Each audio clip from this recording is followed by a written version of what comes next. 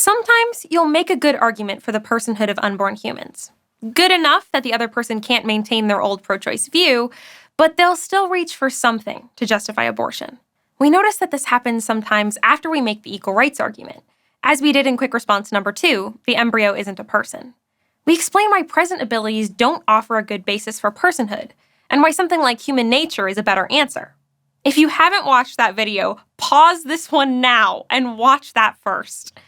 After understanding the equal rights argument, some pro-choice people come back with, well, something like human nature might be important, but you need something else too. You have to be human plus X. X is always some functional ability, like you have to be human plus sentient, or you have to be human plus viable in order to count as a person.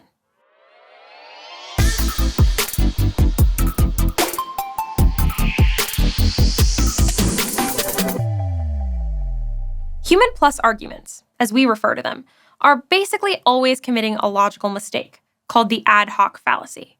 When someone is being ad hoc, they're engineering arguments and facts to match a conclusion they decided in advance. Ad hoc arguments are designed to reach a conclusion even if the best evidence doesn't lead to it.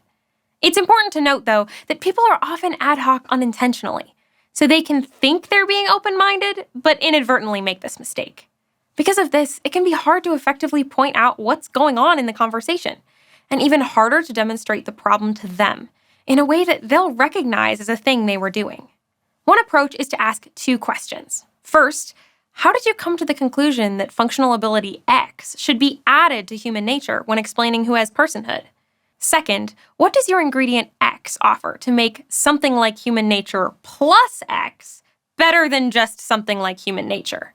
These questions usually help show that there is only one difference between human plus X and human. Unborn humans are conveniently excluded. Remember, whatever functional ability you fill in for X, without human nature, either excludes some born humans or includes squirrels, both of which are a problem. Human plus arguments piggyback off of the benefits of our answer to the equal rights argument, because they don't want to give the wrong answers to uncontroversial questions about who is or isn't a person. But it adds the functional ability X back in just to make sure the fetus isn't granted an equal right to life. In other words, X alone can't explain personhood because it gives obviously wrong answers about who is a person. Using just human nature explains personhood perfectly well, but gives the often undesirable answer that the unborn are persons. For many people, human plus X seems to fix both problems. It doesn't get those obviously wrong answers, but it also successfully excludes the unborn, which is a desired outcome for most pro-choice people. In order to make it clear what's going on to the person who might be unintentionally doing this, it's helpful to give an example of a clearly ad hoc move.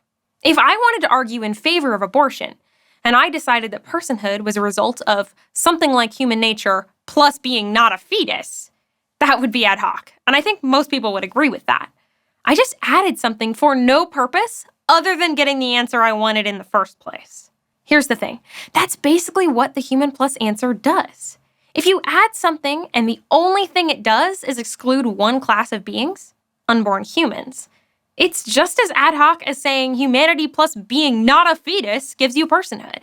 There's functionally no difference between just human nature and human nature plus X, except you're excluding one class of beings, unborn ones.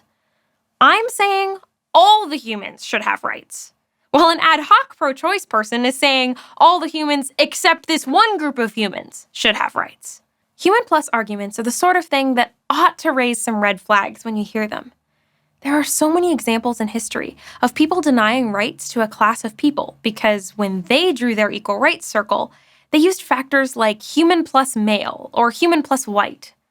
We're not saying that people who make human plus arguments all have the same motivations or culpability of people justifying slavery, but the fact of the matter is that these arguments have been used to arbitrarily deprive people of their rights for centuries.